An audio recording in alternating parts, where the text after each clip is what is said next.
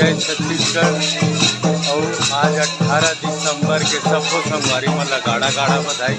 हमार गाँव में जयंती के कार्यक्रम चालू हो चुके हैं।